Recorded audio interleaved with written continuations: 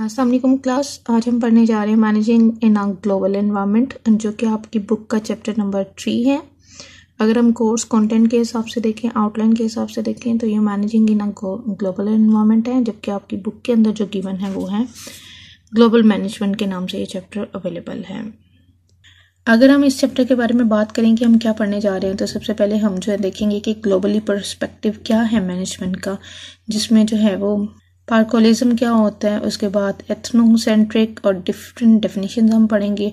उसके बाद हम जो ग्लोबल एनवायरनमेंट एक क्रिएट है हमारी सराउंडिंग्स में, पूरी दुनिया में जो इस वक्त एग्जिस्ट कर रहा है, उसको समझने की कोशिश करेंगे कि उसके अंदर डिफरेंट ट्रेड एग्रीमेंट्स हैं, नेफ्टा है, सीन है, WTO का रोल क्या है, ये सब कुछ हम समझेंगे। इसके बाद हम देखेंगे कि बिजनेस अगर हम ग्लोबली कर रहे हैं तो उसमें हमारे पास कौन कौन सी कंट्रास्ट आते हैं, मल्टीनेशनल कौन से होते हैं, डोमेस्टिक कौन से होते हैं ग्लोबली, और उसके बाद हम कौन से ऐसे ऑर्गेनाइजेशन के वेज हैं जिससे उनको इंटरनेशनली बना सकते हैं। और अगर हम एक ओवरऑल वर्ल्ड वाइड एक इन्वायरमेंट क्रिएट करने की कोशिश कर रहे हैं एक अच्छा, तो फिर उसमें क्या होगा कि हमने लीगल पॉलिटिकल इन्वायरमेंट्स देखने हैं, अपने डायमेंशंस देखनी है, अपने कल्चर असेस करने के लिए। इसके बाद हम देखेंगे कि अगर हम ग्लोबली बिजनेस कर रहे हैं तो उसको हम किस तरह से कंट्रास्ट कर सकते हैं, मल्टीनेशनल के साथ, मल्टी डोमेस्टिक के साथ ग्लोबली कर सकते हैं।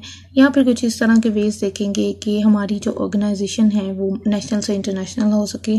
उसके बाद फिर हम देखेंगे कि अगर हम अपने एनवायरनमेंट को, मैनेजमेंट के एनवायरनमेंट को ग्लोबली मैनेज करना चाह रहे हैं, उसमें कन्वर्ट करना चाह रहे हैं, तो उसके क्या वेज हैं, फिर क्या क्या कल्चर्स होते हैं, क्या क्या चैलेंजेस आते हैं, वो सब कुछ हम इस चैप्टर के अंदर पढ़ेंगे।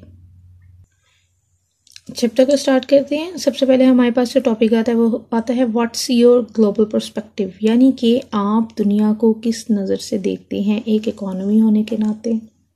इसमें मुख्तलिफ एग्जाम्पल दी गई हुई हैं। सबसे पहले हम अपनी ही बात करते हैं कि लेट सपोज अगर हम उर्दू स्पीकिंग हैं तो पूरी दुनिया के अंदर कितने लोग उर्दू स्पीकिंग कर हैं। अगर हम जाते हैं इंटरनेशनली, क्या हमारी उर्दू एक्सेप्टेबल है। इसी तरह से अगर हम चाइनीज़ की बात करें, वो चाइनीज़ बोलते हैं। सिर्फ एक अमेरिकन्स वगैरह हैं, ब्रिटिश वगैरह, जो जिनकी इंग्लिश वर्ल्ड वाइड एक्सेप्टेबल होती है, जिनके लिए कन्वीनियंट होता है, उनको एक ग्लोबली चेंज एक्सेप्ट नहीं करना पड़ता है, लेकिन बहुत सारी दूसरी नेशंस को चेंज एक्सेप्ट करना पड़ता है। तो बेसिकली पार्कोलिज्म क्या है कि आप दुनिया को किस नज़र से देखते हो। अब हम इसकी प्रॉपर डेफिनेशन देख लेते हैं।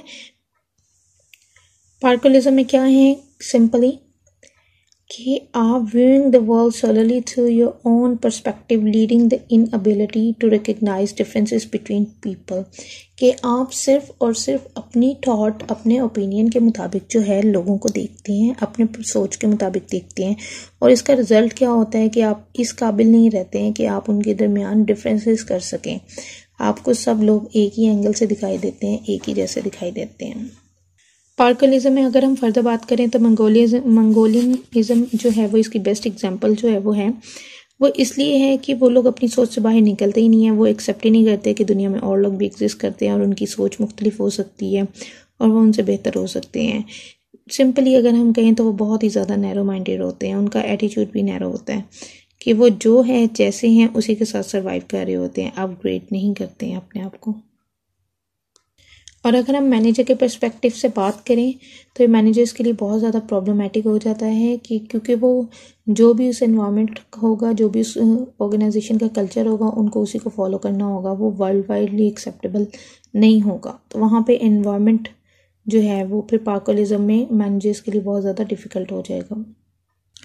इसके बाद आगे हम फर्दर बात करें तो उसके बाद आती है एथनोसेंट्रिक एटीट्यूड। वो क्या होता है, the Parcolistic believe that the best work approaches and practices are those of the home country, यानी कि एथनोसेंट्रिक एटीट्यूड ये होता है किसी भी ऑर्गेनाइजेशन का कि उनके पास जो भी एग्जिस्ट कर रहा है कि उनके हेडक्वार्टर्स उनके होम टाउन के अंदर हों, उनकी इट सेल्फ कंट्री के अंदर हो। मतलब हम कह सकते हैं कि ये डोमेस्टिकली ऑर्गेनाइजेशंस हो के जो कि बिलीव करती हैं कि उनके पास जो है वो सबसे बेस्ट है और उनके मैनेजर्स जो हैं वो इस काबिल हैं कि वो सब कुछ हैंडल कर सकते हैं अच्छे तरीके से, जबकि फ़ॉरेन में जो भी उनको हेल्प आउट मिलेगी, जो भी उनको सपोर्ट मिलेगी, वो इस काबिल नहीं होंगे, वो लोग इतने कैपेबल नहीं होंगे।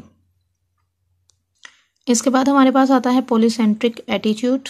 ये क्या होता है हम देख लेते हैं। The view that the managers in the host country know the best work approaches and practices for running their business. Let's suppose हमारे पास नेस्ले है जो कि पाकिस्तान में इंटरनेशनली है, पाकिस्तान में उसने काम स्टार्ट किया, बेसिकली वो एग्जिस्ट कर रही है, लेकिन हम समझने के लिए इसकी एग्जांपल ले लेते हैं।